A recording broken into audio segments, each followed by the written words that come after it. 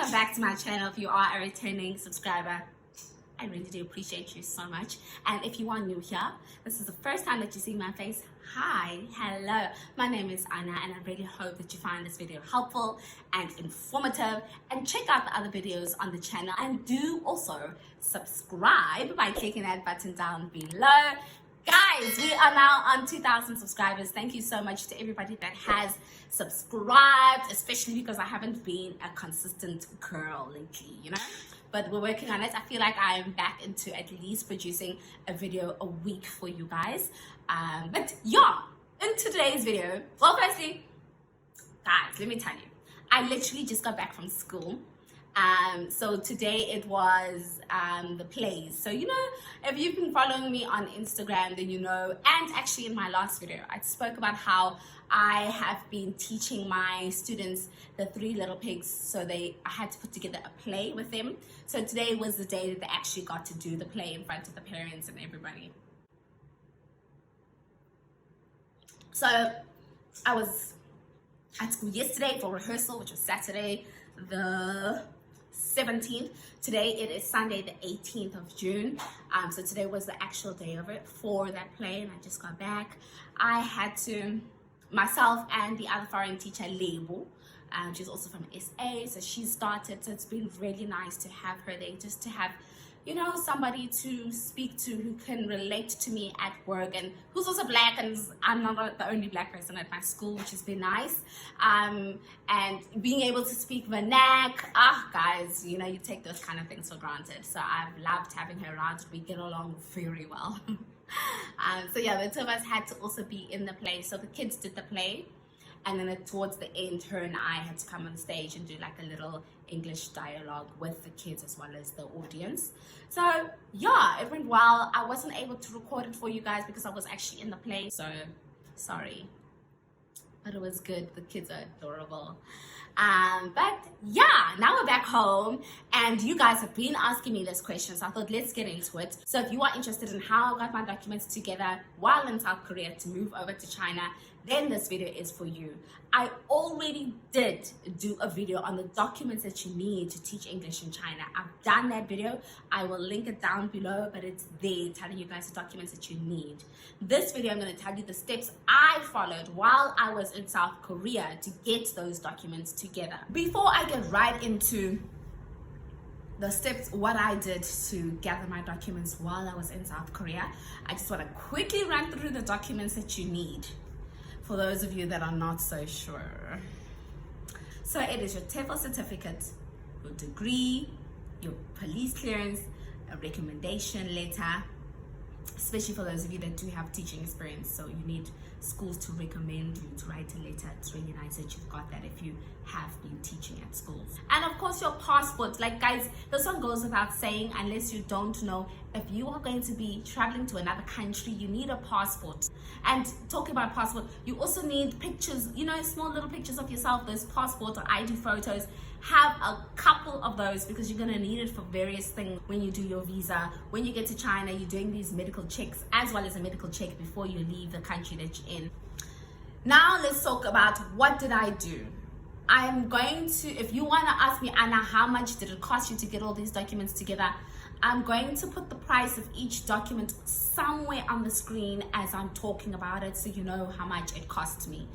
I'm not necessarily going to include the transportation costs, courier costs, because I'm strictly speaking about documents today. I'm hungry, guys. I haven't eaten all day. And the things that I bought to eat, I went to Idea Bread, which is a really nice bakery. I love that bakery. So I think these are it's like a puff pastry with cream inside, I think.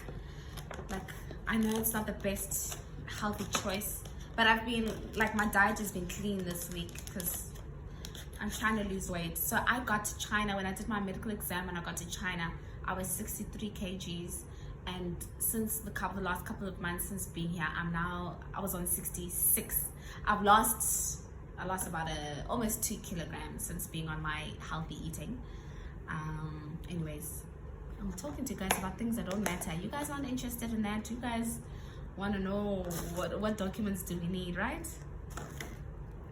Well, I'm gonna quickly just grab a puff pastry.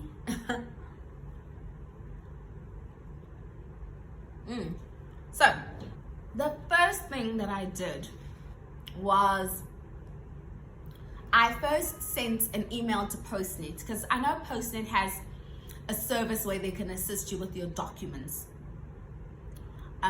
So your PCC, TEFL certificate, DOCO, like they can assist with all of that. So I sent them an email first telling them the documents that I need, just so I can get a quotation on how much it would cost me, but also to have an understanding of exactly what documents they can assist me with and at which stage of getting these documents together they can help me with. I needed to get that in order first. So I emailed them. So please, first things first, you need to check how much everything is going to cost you. So you need to do your homework, how much it'll cost you if you did things on your own, how much it'll cost if you use an agent, how much it'll cost if you use Postenet. Okay? So I messaged Postenet, I emailed them. I also then went onto the Facebook group of South Africans in South Korea, Facebook group South Africans in China.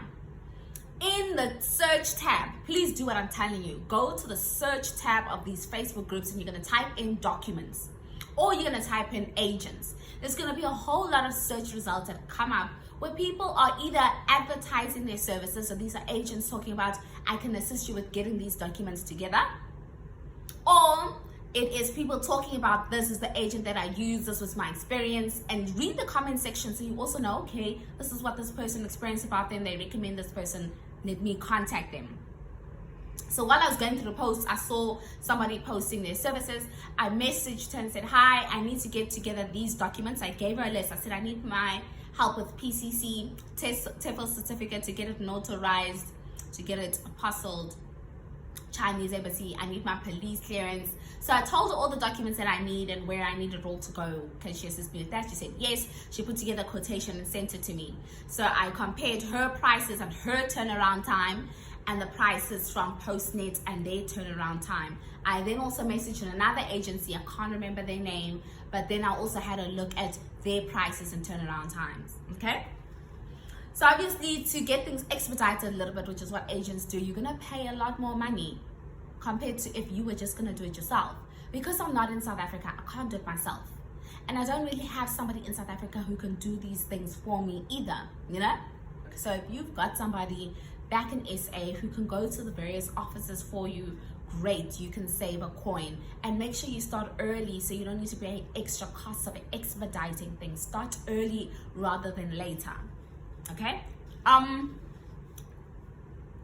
So now I've got quotations from everybody. I did then also go onto the South African Embassy website to see what can they help me with when it comes to doing these documents. The South African Embassy in South Korea. So I also went on their site to see what can they assist me with. And it turns out that they can't necessarily do a police clearance for you there. All they do is you can take the form, they do the fingerprints for you, but you still need to send it to the police clearance office in Pretoria. It's still your responsibility to send it there. So I was like, there's no point in me going to the South African Embassy in South Korea for my fingerprints for the PCC. I might as well use either a Postenet or an agent. So looking at the turnaround time and the cost between an agent and Postenet, I decided to go with an agent. Because with my agent, the specific agent that I used, I didn't need to mail her my fingerprints for the PCC. So I didn't need to send her the physical documents. So I got to save on the courier expense, which was nice. But anyways, step one. So once I've got the quotations from everybody and I've made the decision I'm going to go with an agent, these are the steps that I did. Step one, I took the police clearance application form, which you can get off our SAP's website. You can get it off SAP's website. I will link it down below. So I went onto the SAP's website, I got the police clearance application form, I filled it in, and in the section that wants the fingerprints, I took the fingerprints form and I went to the local police station in South Korea. So the police station in my area, remember I was in a very small town, it was it gave a rural feel, but it was a small town. South Korea rural, not South African rural. But anyways, I went there and asked them, can they do the fingerprints for me? I'm applying for a police clearance in South Africa. Make sure you've got your translation app when you go. So I went there. They said they couldn't help me. I feel like, anyways, they said I must go to the main city. So obviously there's my main city. I was in like a smaller town within that city. So they said go to the city. Because Jessica and I were doing this process together, her police station could do it. So we went to her police station to get it done in Pyeongtaek. So we got the form, we took it there, we told them we need the police clearance. We're going to do a police clearance in South Africa, and we told them what it's for. They did the fingerprints for us. So we did the fingerprints on the form. They didn't sign it though. They refused to sign the form. So hopefully you guys, your police station that you go to will sign it. Not everybody does. At least for our one, they didn't sign it. They couldn't understand why they need to sign a South African form. It's not Korean, so they wouldn't sign it after doing the fingerprints with us. Anyways, fingerprints are done. I then took those fingerprints and I scanned it to my agent. And I obviously paid her a certain portion. So she then takes my scan and my application form, I filled in everything, my details, and then she has her contacts back in South Africa where she applies for my police clearance, right? While she's doing that, I then emailed SAQA and I said, hi SAQA, please can I request for my verification letter reprint. So going to South Korea, I needed to go with my apostilled degree. So you take a copy of your degree, you email SAQA asking them for a verification letter. Once you've got that letter, it then goes to DIRCO to be apostilled. So if you've gone overseas to teach, you know this process. Now, for me, because I had already had a verification letter where it verifies that I studied at WITS. That's what a verification letter does. It verifies that you studied at this specific institution. So, and it also verifies that degree, that it's legit, okay? So I just emailed SAQA and I said, hi, please can you assist me with a reprint of my verification letter, which verifies my degree. So for a reprint, I remember that it was 100 Rand, but anyway, it's on the screen. So I got the verification letter from them. So they redid it, they sent it to me on email, a copy to me on email, but they also have the physical document gets sent to Postenet. That's where the physical verification letter gets sent. It gets sent to Postenet. Then I let my agent know, I'm like, hey, my verification letter is at Postenet, okay? So she then collects it from Postenet, because after you get your SAQA verification letter, it needs to go to DIRCO. So she collects it from Postenet. I sent her a copy of my TEFL certificate. I just sent her a scan of my TEFL certificate. She then gets that notarized by a lawyer and the High Court. So she gets that notarized in South Africa. So now she has my police clearance, which is ready. She's got my notarized TEFL certificate. And then she's got my SAQA verification letter that she got from Postenet, right? She then takes these 3 documents, she then sends it off to DIRCO. At DIRCO, your documents get apostilled.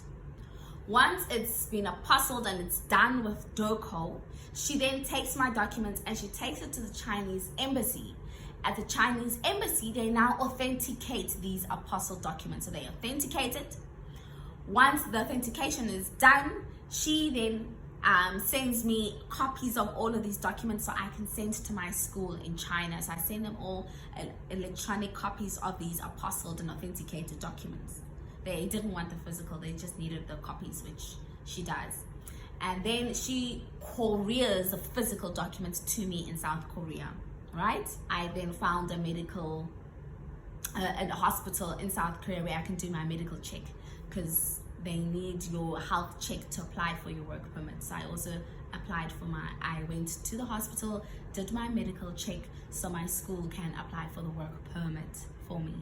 So that's also another document that I needed to have, was my full medical checkup in order for my school to apply for my work permit.